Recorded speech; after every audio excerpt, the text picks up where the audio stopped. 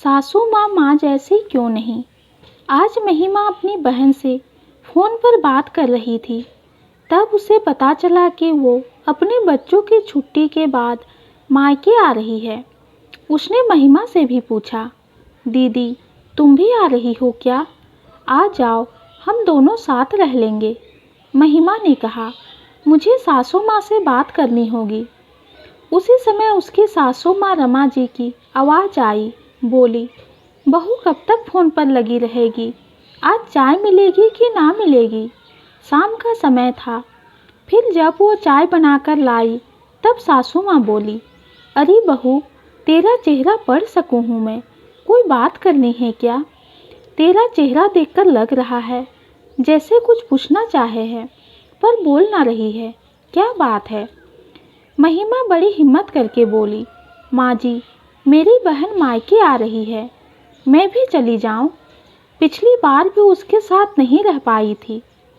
इतना सुनते ही रमा जी बोली, अरे कितने दिन रहेगी वहाँ? महिमा कहती है, 5-6 दिन तो रह ही लूँगी, साल भर एक बार ही मौका मिलता है। तब रमा जी बोली, यहाँ घर का काम कौन संभालेगा, मुझसे अब ना होता है। महिमा ने कहा, माँ जी, बाजू में कजली है, वो काम कर दिया करेगी। इतना सुनते ही रमा जी बोली, वो कितना काम करेगी?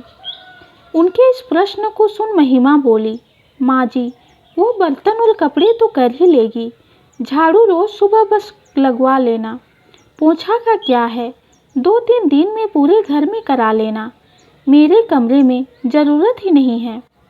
पर आप बैठक और किचन में ही रोज पोछा लगवा लेना, इतना ही काफ़ी होगा। सासू माँ बोली, अच्छा चली जा, पर तू जितने कपड़े टंगे हैं और एक्स्ट्रा कपड़े, टावल चादर वगैरह हैं, वह सब धोकर ही जाना। उसने जी कहकर हाँ में सिर हिला दिया। फिर और उन्हें याद आया तो वो कहने लगी, कपड़े प्रेस भी कर जाना, नहीं तो मेरा बेटा परेशान होगा, और सूखा नाश्ता भी बनाकर रख जाना। इतना सुनते ही महिमा मन ही मन बड़बड़ाते हुए कहने लगी, कहीं 1 सप्ताह का खाना भी बनाकर ना रख जाऊं। अरे अरे, क्या सोचने लगी? सासू माँ ने चैतन्य करते हुए बोला।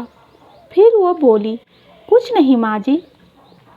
अंदर जाते हुए महिमा बड़बड़ करते हुए बोलने लगी, नाम के अनुरूप तो ममता ही नहीं है। पता नहीं मेरे मायके जाने के नाम पर सासू माँ के क्यों बाजा बजने लगते हैं। मुझे तो लग रहा है कि कब पहुँच जाऊँ, सबसे खूब बातें करूँ, कितना मज़ा आएगा। फिर महिमा जल्दी जल्दी सब काम करने लगती है। अगले दिन तैयारी करके मायके चली जाती है।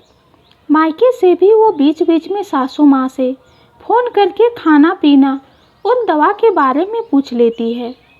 जब भी उसकी माँ महिमा की सास से फ़ोन पर बात करके पूछती, समधिन जी कैसे हैं आप? तब वो कहती, अरे बहन जी कैसी हूँ, पूछ रही हैं आप? बस अभी अभी काम से फुर्सत हुई है। अब कब भेज रही हो बहू को? मेरे से कोई काम ही नहीं होता। 2 दिन रहे या 4 दिन, क्या होता है? मिल तो लिया।